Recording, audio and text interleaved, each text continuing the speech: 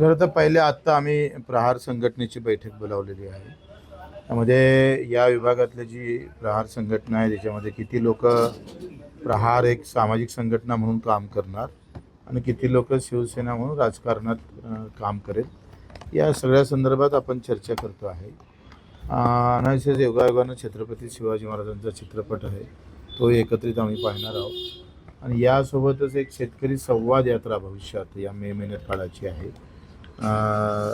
शेतकऱ्याच्या संवादासोबत एक कुठला विषय घेऊन येत्या काळात शिवसेना पक्षाचं काय धोरण असलं पाहिजे शेतकऱ्याच्या संदर्भात, दिव्यांग आणि मजुरांच्या संदर्भात आणि प्रकल्पग्रस्त, या सगळ्या विषयासंदर्भात एक संवाद यात्रा काही मंत्री घेऊन, कधी काळी शिंदेसाहेबांना घेऊन एक विचार आम्ही करतो आहे. तो कळाव का नाही कळाव त्याच्यावर चिंतन मंथन आम्ही करतो आहे.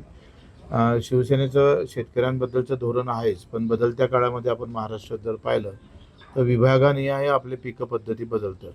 जसं कोकणात गेलं तर आंबा आहे, द्राक्ष, तिथे काजू आहे किंवा मत्स्य उत्पादक शेतकरी आहे. नाशिकच्या पट्ट्यामध्ये कांदा उत्पादक शेतकरी, द्राक्ष उत्पादक, असा विभागवाईज जो बदललेला हे आहे त्यानुसार विभागावाईज काही धोरण करता येतं का शेतकऱ्यासाठी, त्या संदर्भात काही नवीन उपाययोजना करता येते का, आणि मजुराच्या संदर्भात सुद्धा, या सगळ्या विषयावर एक संवाद यात्रा आमची 3 ते 4 दिवसाची राहणार आहे. त्या काळाची का नाही काळाची, कारण शिवसेनेचा आमचा चेहरा हा शेतकऱ्याचा, मजुरांचा, वंचित घटकांचा, दिव्यांगांचा राहील.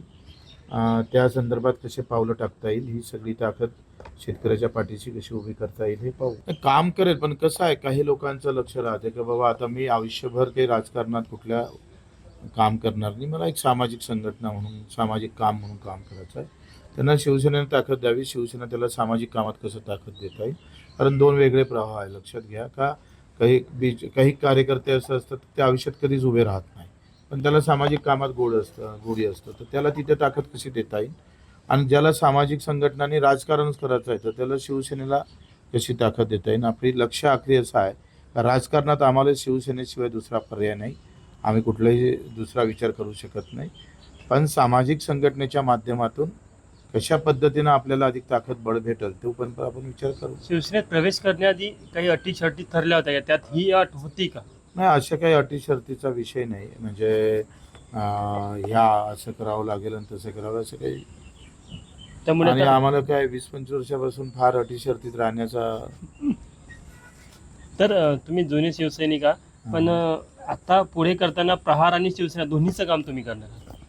ते पाहू. आता त्याच्या सगळ्या बैठकी घेतो आहे. एक विभागाची बैठक. आता 9 तारखेला पुन्हा अमरावती विभागाची बैठक आहे, मग मराठवाडा विभागाची आहे, मग पश्चिम महाराष्ट्राची, कोकण विभागाची, मुंबईची, अशा बैठकी करून त्यातून काय सूर निघतं आणि कसं सोयीचं होईल. कसं आहे, आखरी आम्हाला शिवसेना राजकारणात मजबूत करायची आहे.